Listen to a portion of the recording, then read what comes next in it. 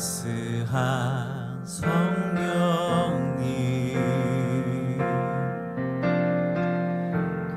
마음으로 보내 내 몸을 감싸며 주어지는 평안함 만족함을 느끼네. 따스한 성령님 따스한 성령님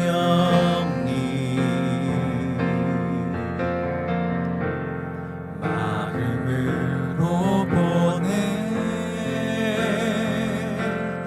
내 몸을 감싸며 주어지는 평안함 만족함을 부르신 곳에서 나는 예배하네. 어떤 상황에도 나는 예배하네. 부르신 곳에서 나는 예배하네. 어떤 상황에도 나는 예배하네.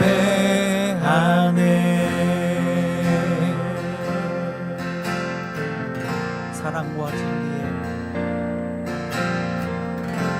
사랑과 진리에 한 줄기 빛 보내 내 몸을 감싸며 주어지는 평안함 그 사랑을 느끼네. 부르신 곳에서 나는 예배하네.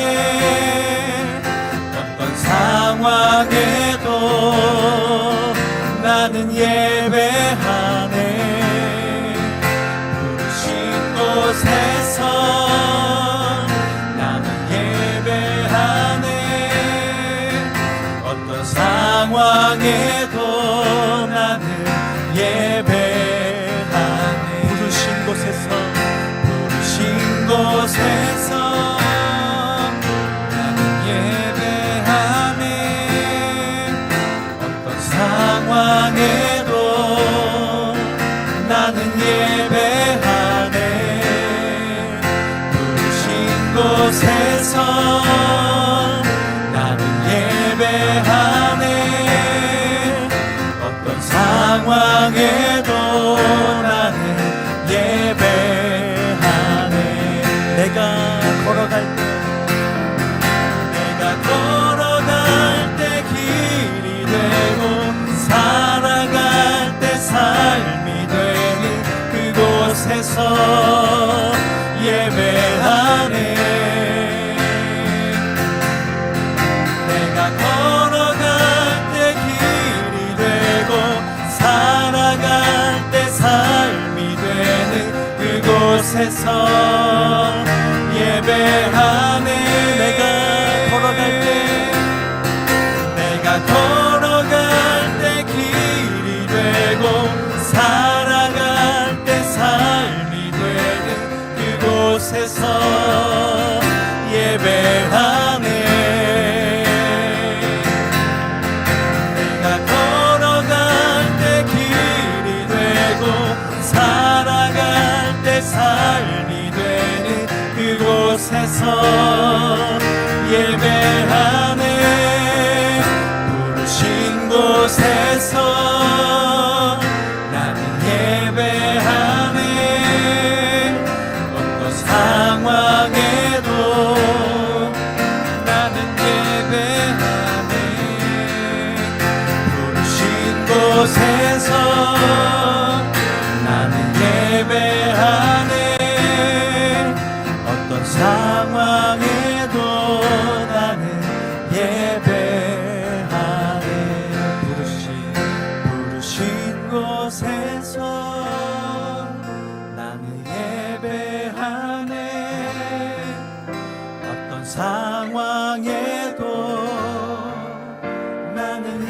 예배하네 부르신 곳에서 예배하네 어떤 상황에도 나는 예배하네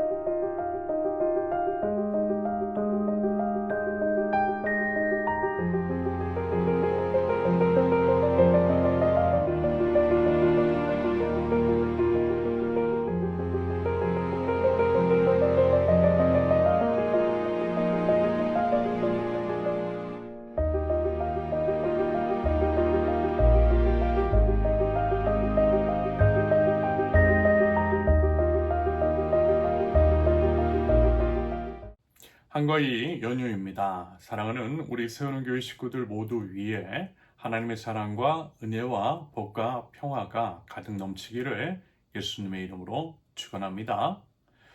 지난 금요일부터 이번 주 목요일까지 이어지는 긴 추석 연휴 기간 동안 우리 하나님께서 건강과 오가는 길 가운데에 안전을 지켜주시기를 기도합니다. 그러면서 우리는 하나님 나라 백성으로서의 정체성을 잊지 않고 믿는 자다운 삶의 태도로 아름다운 그리스도의 향기를 가족과 주변 사람들에게 전하고요. 선한 행실로 하나님께 영광을 올려드릴 수 있기를 기대합니다. 한편 많은 가족이 함께 모일 것으로 기대가 되는 명절은 가족 간의 사랑을 나누는 복된 시간이지만 때로는 신앙인으로서 결단과 용기가 필요한 시험대일 수도 있지요. 예를 들어 신앙인으로서 차례나 제사 같은 조상에게 절하는 행위 앞에서 가족의 이제 눈치를 본다거나 분위기에 휩쓸리지 않기를 바랍니다. 오직 하나님 한 분에게만 예배할 줄 아는 신앙을 명확히 고백하는 그런 용기가 있어야만 할 것입니다. 조상의 은혜에 감사하는 마음은요, 기도로 대신하면 되겠죠. 대신 사랑하는 가족들에게 우리가 이제 신앙인답게 사랑과 선을 행하면 될 것입니다. 제가 일상의 영성을 강조해 드렸듯이 명절 때는 물론이지만 평소에 이제 가족들을 잘 돌보고 챙기는 것이 중요할 것 같아요. 평소에 잘하자라는 것입니다. 여러분 이 말씀 기억하시죠? 디모데전서 5장 8절 누구든지 자기 친척, 특히 가족을 돌보지 않으면 그는 벌써 믿음을 저버린 사람이요 믿지 않는 사람보다 더 나쁜 사람입니다. 글쎄요, 평소에 이제 가족들에게 잘하면 서로 이제 신앙에 대해서 조금은 더 인정하고 이해해 주지 않을까 싶습니다. 반대로요, 평소에 연락 한번 없다가 명절에 와서 이제 신앙 의논한다면 저라도요, 그런 사람을 참 이기적으로 볼 것 같아요. 한편, 명절에는 이런 분위기가 있을 수 있죠. 세속적인 유흥을 즐기는 것들, 부디 이런 것들에 휩쓸리지 않기를 바랍니다.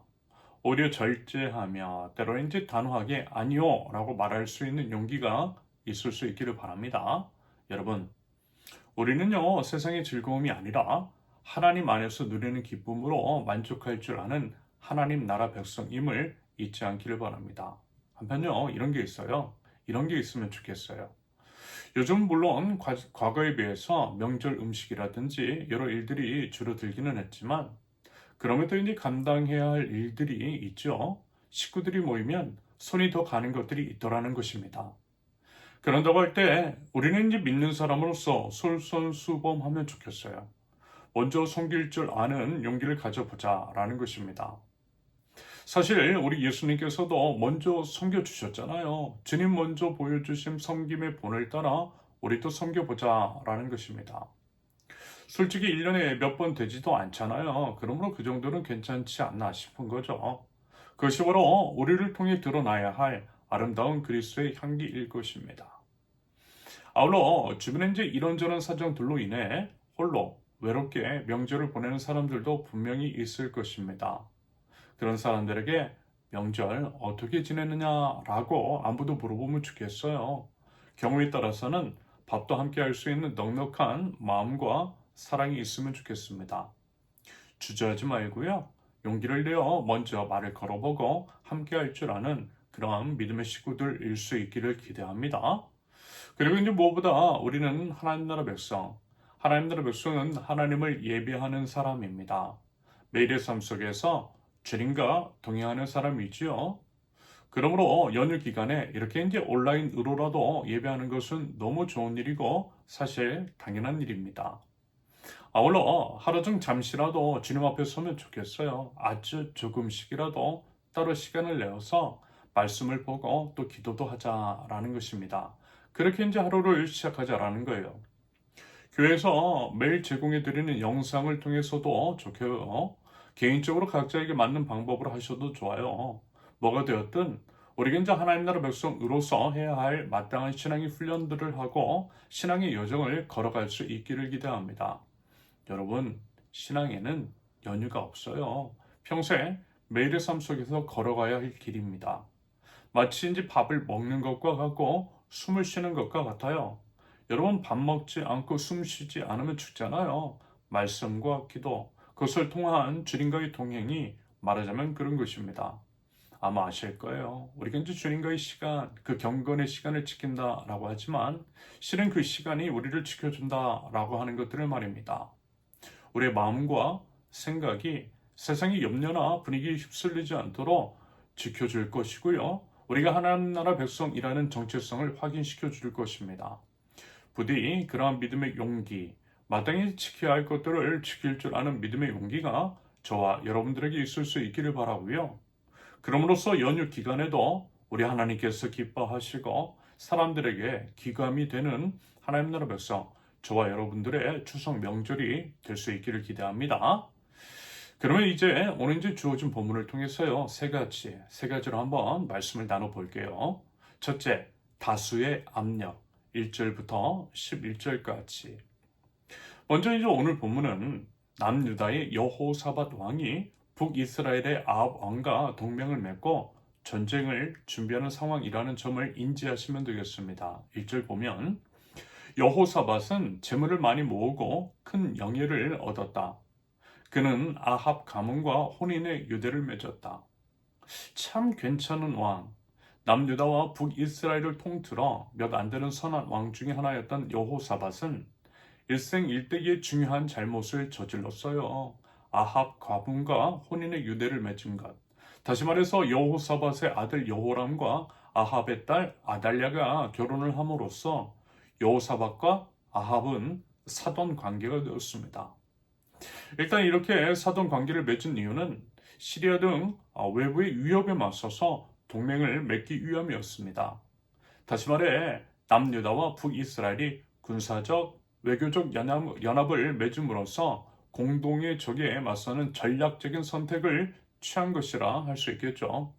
하지만 여러분, 아합이 누구입니까? 이스라엘 역사상 둘째 가라면 서러워할 정도로 악한 왕이었어요. 하나님을 대놓고 거슬렀습니다. 본인뿐만이 아니라 북이스라엘 백성들까지 배교의 길로 인도했던 악한 자가 아합입니다. 게다가 그의 아내는 이세벨이었잖아요. 역사상 가장 악명이 높은 여자, 악의 대명사 이세벨입니다. 여러분, 금묵자흑이라고 하죠. 까마귀 노는 곳에 백로야 가지 말라라고 했습니다. 거룩을 지켜야 할 하나님 나라 백성으로서 당연히 악과 악인을 멀리하는 것이 마땅합니다. 데살로니가전서 5장 22절, 갖가지 모양의 악을 멀리하십시오. 그런데요, 여호사밧은 방심했던 겁니다. 설령 국가적 위기 상황이라 할지라도 먼저 하나님 앞에 바짝 엎드리고 하나님의 도우심을 구하는 것이 맞는 거예요. 그것이 바로 거룩한 하나님 나라 백성이 마땅히 취해야 할 태도입니다. 오직 주님만 바라나이다 라고 하면서 하나님만을 의지하는 것이 맞는 거죠. 그런데요, 여호사밧이 이 점에 있어서는 안 그랬어요. 하나님 말고 사람 의지한 겁니다. 참으로 어리석은 거죠. 교만한 거예요. 교만했다는 어리석음입니다. 하나님을 찾지 않고 하나님을 온전히 의지하지 않은 것은 교만하고 어리석어서 그런 거예요. 그러면요, 왜 그랬을까요? 왜 여호사밧은 세상 사람들과 같은 선택을 했던 것일까요? 그것은 아마 그가 가진 것이 많아져서 그런 것일 수도 있겠습니다. 1절 보면 여호사밧은 재물을 많이 모으고 큰 영예를 얻었다. 이 표현이 있고 바로 아합 가문과 혼인의 유대를 맺었다라고 하는 진술이 이어지는 것으로 보아 여호사밧의 재물과 영예가 아합과의 사돈관계를 맺은 것과 인과관계가 있는 것으로도 볼 수 있을 것 같습니다. 한마디로 가진 것이 많아지고 영예까지 얻으니 교만해진 것일 수 있다는 거죠. 교만해져서 하나님을 먼저 찾지 않았던 것입니다. 여러분, 이 말씀 기억하시죠? 고린도전서 10장 12절, 그러므로 서 있다고 생각하는 사람은 넘어지지 않도록 조심하십시오. 잘 나갈 때 더욱 경계하고 조심하며 하나님 앞에서 겸손해야 하는데 그렇지 않은 것으로 추정이 되는 여호사밧입니다. 그래서 그는 혼인과 같은 중대한 문제에 있어서 하나님께 묻지도 않고 그저 자기 생각, 자기 판단, 자기 결정 믿고 악인 아합과 사돈 관계를 맺은 것입니다. 여러분, 부디요 저와 여러분들은 이런 것들을 반면교사 삼아 설령 잘 나갈 때라도 오히려 더욱더 겸손하게 하나님 앞에 먼저 그리고 바짝 엎드리며 하나님의 거룩을 추구할 줄 아는, 선택을 할 줄 아는 그런 믿음의 용기가 있을 수 있기를 바랍니다. 아무튼 사돈 관계가 된 아합과 여호사밧이 사마리아로 가서 아합을 방문했을 때 아합이 이런 제안을 해요. 함께 길랏 라못을 치러 올라가자고 말입니다. 여기서 이제 길랏 라모스는 요단 동편, 길랏 지방이 중심 도시로서 북이스라엘과 시리아 사이에 치열한 격전이 자주 발생했던 주요 분쟁 도시 중 하나입니다. 결국 아합은요, 여호사밧에게 시리아를 함께 공격하러 가자고 한 거예요. 여호사밧은 흔쾌히 아합의 제안을 받아들입니다. 하지만 아무리 그래도 여호사밧에게 하나님을 경외하는 마음이 남아 있긴 했나 봅니다. 비록 아합과 사돈 관계를 맺기는 했지만 그렇다고 하나님을 아예 저버린 것은 아니었다라는 거죠. 그래서 여호사밧이 아합에게 이런 의견을 내비쳤던 것으로 여겨져요. 4절 보면 그러나 먼저 주님의 뜻을 알아봄이 좋을 듯합니다. 아무리 그래도 주님께 물어보는 것이 맞지 않겠느냐라는 거예요. 아합은 사돈인 여호사밧의 이와 같은 제안을 받아들이고요. 예언자들을 불러 모아요. 그렇게 이제 모인 예언자들이 무려 400명이나 되었다라고 합니다. 그런데요, 400명이나 되는 예언자들은 놀랍게도 똑같은 한 목소리를 내고 있어요. 5절을 보시면 올라가십시오. 하나님께서 그 성을 임금님의 손에 넘겨주실 것입니다. 뭔가 여러분 느낌이 오죠? 그들이 이제 하나님의 음성을 대언했다라기보다는 그저 아합 왕의 비위를 맞췄던 것으로 여겨집니다. 불의한 권력이 아부했던 거죠. 심지어 그 예언자 중 시드기야라고 하는 자는요, 본문 10절의 기록처럼 철로 만든 불을 가지고 흔들면서 아부를 해요. 전형적인 친권력적인 아부 집단으로 변질된 종교인들의 괴기스러운 모습입니다. 마치 이제 불의하고 무도한 권력을 찬양했던 국가 조창 기도회 같은 느낌이죠.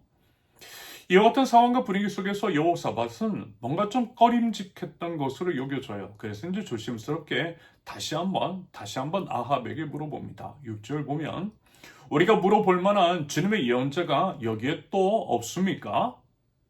400명이나 된 사람들이 똑같은 말을 하니 뭔가 좀 이상하고 불안하다라는 것입니다. 쉽게 그 말을 믿지 않았던 거예요. 어떤 의미로는 여호사밧의 이와 같은 질문은 다수의 이제 목소리가 항상 진리는 아니라는 일종의 이제 영적인 통찰을 보여주는 것일 수도 있겠어요. 다수의 의견이 늘 옳을 수만 없다라는 것입니다. 여러분, 예수님께서 십자가 위에 돌아가셨을 때를 상기해 보십시오. 대다수가 예수님을 죽이라고 했어요. 예수님을 십자가에 매달라고 했습니다. 여러분, 그것이 어찌 옳은 판단일 수 있겠느냐라는 거죠. 그런데 당연히 중요한 것은 사람의 목소리가 아니라 하나님의 뜻이죠. 여러분, 우리가 정말 하나님 나라 백성이라면 하나님의 음성을 듣고 하나님의 뜻을 분별할 줄 알아야만 할 것입니다. 그래서 이 장면은 우리가 이제 마치 400명의 거짓 예언자들의 예언과 같은 세상의 유혹 같은 것들을 분별해야 한다라고 하는 것들을 말씀해주고 있는 것처럼 보입니다. 그러므로 부디 모두가 이제 예 혹은 아니요 라고 할 때 다시 말해서 이제 다수의 압력 속에서 그런 압력 앞에서 잠시 멈추어 서서 하나님의 음성을 귀를 기울일 줄 아는 저와 여러분들, 그와 같은 믿음의 용기가 있는 하나님 나라 백성들 있을 수 있기를 기대합니다. 둘째, 홀로 맞설 줄 아는 용기. 12절에서 22절까지. 아합 왕은 400명의 예언자들의 예언이 있음에도 출전하기를 주저하고 다른 예언자를 찾는 여호사밧의 말에 마지못해 응해요. 그래서 이제 미가야 예언자를 데려오라고 합니다. 그러면서 이제 아합이 마지못했던 이유는요, 미가야 예언자는 늘 아합에게 좋지 않은 예언, 일종의 이제 쓴소리만을 했기 때문입니다. 어리석고 교만한 아합은 자기 듣기 좋은 말만 취사 선택했던 거예요. 아무튼 이제 아합의 명을 받아 미가야를 데리러 온 사실은 미가야 예언자에게 이런 식으로 이야기를 해요. 12절. 이거 보십시오. 다른 예언자들이 모두 하나같이 왕의 승리를 예언하였으니 예언자께서도 그들이 한 것과 같이 왕의 승리를 예언하시는 것이 좋을 것이요. 일종의 협박이죠. 압력입니다. 말하자면 이것은요, 400대 1의 싸움이라고도 할 수 있을 것 같아요. 이 장면을 보니까 과거 이제 갈멜산에서 바알과 아세라 선지자 850명과 홀로 맞섰던 엘리야 예언자가 생각이 납니다. 정말 쉽지 않았을 거예요. 두려웠을 거예요. 무서운 싸움이었을 것입니다. 말하자면 이와 같은 상황이 미가야 예언자에게 펼쳐진 것입니다.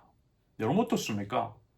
우리가 만약에 이와 같은 상황이 똑같이 처해졌다라고 가정을 한다면 과연 어떤 선택을 할 것입니까? 미가 예언자는 인간적인 두려움 앞에서 거짓과의 타협을 단호하게 거부하면서 이렇게 이야기를 해요. 13절 보시면 주님께서 살아계심을 두고 맹세하지만 나는 다만 내 하나님께서 말씀하신 것만을 말하겠습니다.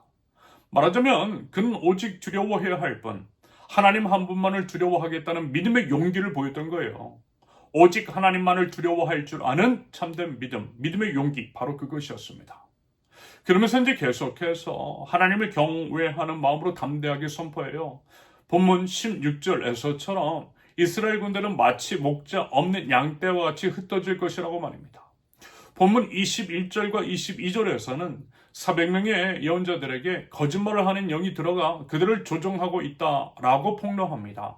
결국 그들은 거짓말을 하고 있다라는 거죠. 그럼 어디서요? 이 말을 어디서 했어요? 악한 아합 왕 앞에서. 그리고 이제 400명의 거짓 예언자들 앞에서 그랬습니다. 여러분 사실 인간적으로 얼마나 무섭고 두려웠겠어요. 상상만 해도 그렇습니다.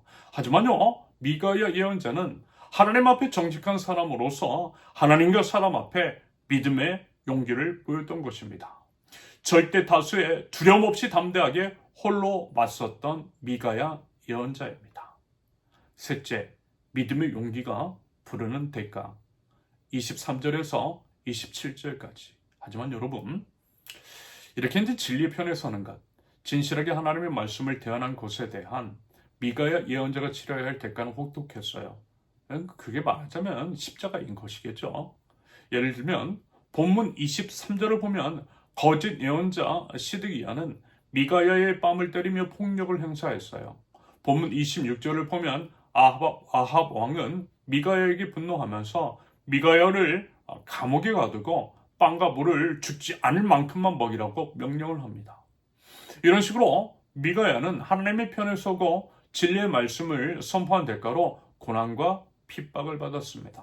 하지만 그럼에도 불구하고 그는 자신의 예언대로 될 것을 확신하면서 이렇게 다시 한번 담대하게 선포합니다. 27절, 임금님께서 정말로 평안히 돌아오실 수 있다면 주님께서 나를 시켜서 이런 말씀을 하지 않으셨을 것입니다. 여러분, 이것이 믿는 자로서의 마땅히 해야 할 일, 참된 신앙인으로서 가져야 할 당연한 태도인 줄로 믿습니다. 여러분 어떻습니까? 우리는 과연 그와 같은 믿음의 용기와 그에 따른 결기가 우리의 삶 속에 있는 것인지, 설령 그와 같은 선택으로 인해 우리 자신에게 불이익이 되고 어려움이 온다 할지라도 그것에 맞서 싸우고 진리의 편에 설 줄 아는 용기가 과연 우리들에게 있는지를 물어보고 싶습니다. 그게 사실요, 많이 힘들죠. 당연히 어려워요. 외롭고요, 쓸쓸하고 배고파요. 하지만 여러분, 우리 이제 하나님 나라 백성이잖아요. 영혼을 바라보고 사는 하나님 나라 사람이잖아요. 영원한 것을 위해서 영원하지 않은 것들을 포기할 수 있지 않아요. 설령 이 땅에서는 그와 같은 선택으로 인해서 고난을 당한다 할지라도 영원한 하나님 나라에서는 영광의 멸관이 예비되어 있음을 여러분 믿지 않습니까?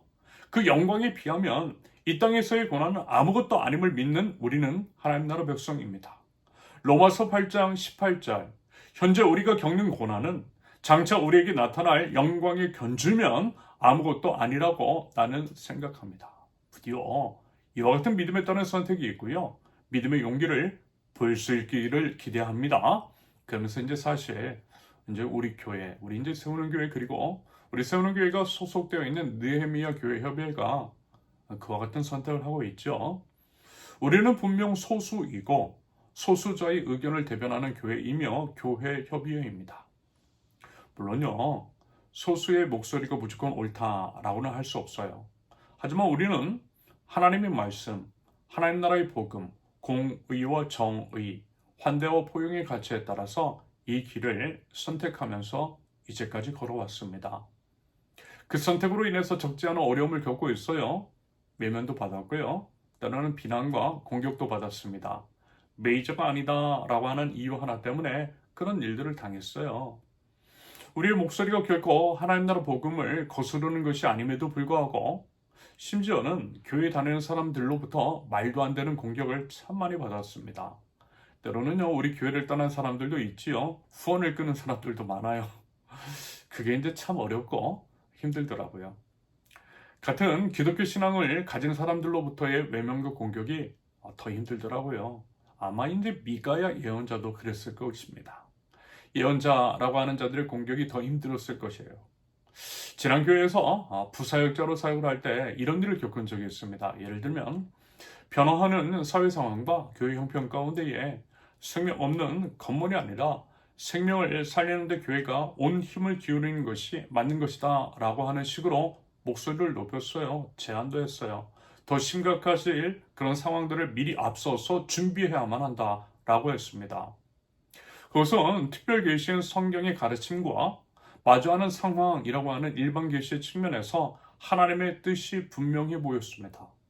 다른 부사역자들도요, 그 부분에 동의했어요. 그런데요, 막상 이 부분을 이야기할 때는 다들 이제 쏙 빠지더라고요. 결국 이제 저 혼자만 남았어요. 그 가운데 악의적인 비난과 공격을 받은 적이 있습니다. 그때 이제 얼마나 외롭고 힘들었는지 몰라요.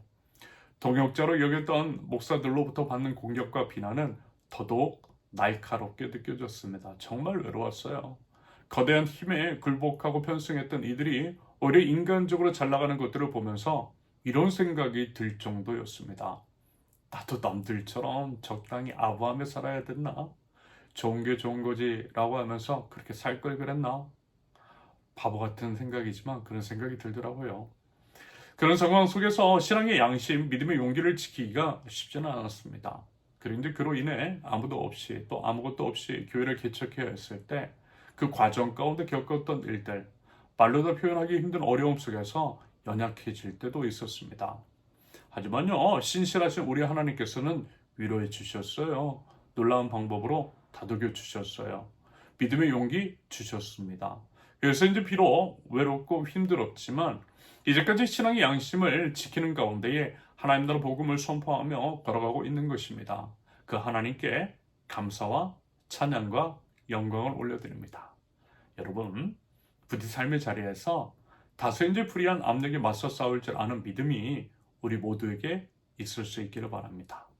오직 하나님의 말씀이 진리임을 굳게 믿고 타협하지 않는 소수의 용기를 가지면 좋겠어요.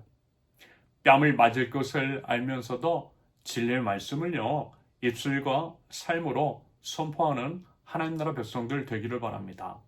마땅히 두려워해야 할 뿐, 오직 하나님 한 분만을 두려워할 줄 아는 저와 여러분들이 있을 수 있기를 바랍니다. 오직 하나님을 선택하고 오직 하나님의 말씀만을 따를 때에 하나님께서 결국 우리를 통해서 하나님의 선하신 뜻을 이루어 주시고요, 우리를 모든 환난에서 구원해 주실 줄로 믿습니다. 드디어 그에 대한 믿음의 용기로 담대하게 나아갈 줄 아는 하나님 나라 백성들, 남은 연휴도요, 하나님 나라 백성다운 삶을 삶으로써 선하신 우리 주님을 삶으로 드러낼 줄 아는 저와 여러분들, 우리 세운교회 모든 권속들이 되실 수 있기를 예수님의 이름으로 축원합니다. 함께 기도합니다. 추석 연휴를 허락하시고 충만한 사랑과 은혜를 선물해 주신 아버지 하나님께 감사와 찬양과 영광을 올려드립니다. 하나님 나라 백성으로서 저희들 이번 연휴 기간 동안 사랑하는 가족과 이웃들에게 하나님의 사랑과 하나님의 정을 흘려보내며 먼저 돕고 섬길 줄 아는 넉넉한 마음을 하나님 저희들에게 허락하여 주옵소서. 저의 선한 행실을 통하여서 저의 섬김을 통하여서 하나님께 영광을 돌리게 하옵소서. 신앙인으로서 마땅한 삶의 행실이 있게 하시되 세상적인 유혹을 믿음으로 이겨내고 하나님 나라 백성다운 삶의 선택이 있는 저희 될 수 있도록 주님 인도하여 주옵소서. 연휴 중에라도 신앙인으로서 마땅히 해야 할 일들을 수행하며 저희가 하나님 나라 백성임을 매 순간 확인하고 다짐하는 시간을 갖게 하옵소서. 하나님, 저희들 간구합니다. 다수의 압력과 목소리 담대하게 맞설 줄 아는 믿음의 용기를 허락하여 주시옵소서. 다수의 불의한 압력과 세상의 유혹 앞에서 잠시 멈추어 서서 하나님의 음성에 귀를 기울일 줄 아는 하나님 지혜를 저희들에게 허락하여 주시옵소서. 사람을 두려워하는 것보다 오직 하나님 한 분만을 두려워하게 하옵소서. 진리의 편에 섬으로써 때로는 뺨을 맞고 감옥에 갇히는 대가를 치러야 할지라도 진리이신 우리 주님의 편에 서서 마땅히 내야 할 목소리를 내고 취해야 할 행동을 할 줄 아는 믿음을 하나님 허락하여 주시옵소서. 용기 있는 삶의 선택을 통하여서 저희의 믿음을 증명하게 하옵소서. 끝까지 그 믿음을 지속시켜 나아갈 수 있도록 주님 저희를 붙들어 주시옵소서. 사랑하는 주님의 권속들, 남은 추석 연휴 기간에도 우리 하나님께서 함께하여 주시는 줄로 믿습니다. 건강 지켜주시고 오가는 길 가운데 안전을 지켜주시옵소서. 서로 안부를 묻고 살피면서 무엇보다 연약한 이웃들, 외로운 이웃들도 챙길 줄 아는 따스한 한가위 연휴, 하나님의 사랑과 은혜와 기쁨과 평화가 충만한 시간이 될 수 있도록 하나님 죄를 돌보아 주시고 하나님의 뜻 가운데에 선한 길로 죄를 인도하여 주시옵소서. 이제는 우리 주 예수 그리스도의 은혜와 아버지 하나님의 사랑과 성령님의 감화, 감동, 교통하심이 세상의 모든 유혹 속에서 믿음의 용기를 가지고 담대하게 하나님 나라의 백성, 하나님 나라의 복음의 가치를 선택하며 선택할 줄 아는 사랑하는 세운교회 모든 권속들 위해, 사랑하는 모든 가족들 위해 이제로부터 영원토록 함께 하시기를 간절히 축원합니다. 아멘. 감사합니다. 모든 예배를 마쳤습니다. 남은 연휴도 하나님 안에서 사랑하는 가족들과 사랑하는 이웃들과 더불어 따스한 한가위 보내실 수 있기를 바랍니다. 감사합니다. 사랑합니다. 축복합니다.